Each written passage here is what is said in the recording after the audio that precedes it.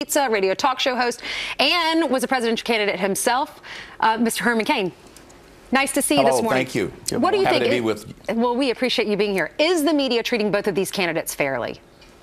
Absolutely not. All you have to do is look at the fact that there are two perceptions of race relations in America. And the media, they only play to one. You have race relations through the lens of the liberal media, and you have race relations through the experience that people have every day. And that's the big difference that the liberal media does not make a distinction of. My experience with people I'm around every day does not say that we have a divisive, negative race relationship in America. I went to the grocery store yesterday to get a loaf of bread. White people were taking pictures with me. What kind of divisive, negative situation is that? So I don't see race relations the way the liberal media does it through the lens of the media. It's two perceptions, and they don't distinguish between the two. How do they get past? I mean, the difference here is they go after his tone, the way he articulates these things, as opposed to the policies he's talking about, which have failed the inner cities, where they're controlled by Democrats for decades, whether it's education or employment or policing. How does he get through the tone to the actual substance? The reason they attack his tone is because they can't attack his content. And here's the other thing that has Hillary and all of the Democrats upset. Donald Trump is taking his message about how the Democrats have deceived them for decades directly to the black community. They are livid. Donald Trump will get criticized if he doesn't go and talk to black people. He's going to get criticized if he goes. They don't want him to go because he's going to tell them the truth, like the things you referred to. Right. Donald Trump tells the truth. Hillary Clinton ignores the truth. All you have to do is look at those statistics you referred to, and the black community has not benefited from liberal Democrat policies in decades. He's simply telling them the truth, and some of them are understanding it. Well, if you were calling Herman Cain on Sunday night, you got voicemail because he knows the VMAs were on, and everything stopped at the Cain household because the VMAs are on.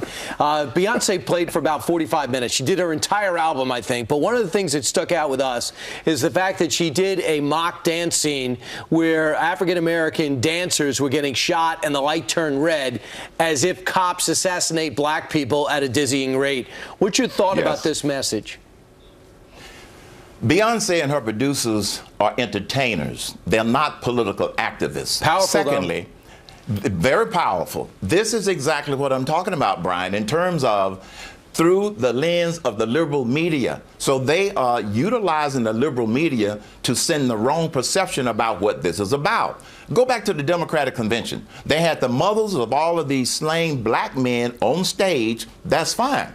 Where were the wives and the husbands of the slain officers who were targeted? They didn't present a balanced view. So all Beyonce and her producers did, they fed into this liberal lens that I'm talking about, and it doesn't represent what people experience every day. Well, clearly the white community has to listen to the black community, because we can sit on this couch and say our own opinions, but we're not living in a black community. So how can race relations improve here in America? And what does the white community need to do to listen to the black community? First, Ainsley, understand that there's a difference between the problems in the inner city, where you have a big concentration of blacks who are poor, without jobs and without hope, versus the rest of black America. They are not one homogeneous group. That is the first mistake that a lot of people make. What Donald Trump is talking about, we've got to address those issues because they're so far behind the rest of America, and determine some targeted approaches. Not more pandering, not more handouts, but real economic opportunity. Right. When we lost a lot of jobs in this country, which is something that we all are aware of, except the Democrats want to shift the subject and not talk about it. When you talk about we have less jobs than we had 7 years ago, you have even less in the black community. When you talk about more people on food stamps, you have even more people on food stamps in the black community. This is what Trump is saying we've got to address, and you address it with economic prosperity, not with economic stagnation, which is what Hillary, who is Obama 3.0, want to bring to America. And she'll say the same thing because she wants to be his third term. But on Saturday, critics will be silenced because Donald Trump will be going to a black church in Detroit. And so we'll see how that goes. He's going to take questions. Meanwhile, the other major story, which seems to be everyone's fourth and fifth story, is the Clinton Foundation and their link to what the State Department was doing during her reign as Secretary of State. Now we have emails that reveal that executives from UBS, the Rockefeller Foundation, and Western Union were all big donors to the foundation and asked for access to the Chinese president, who was in town for a luncheon. What does this tell you? It tells me that the Clinton campaign is desperate.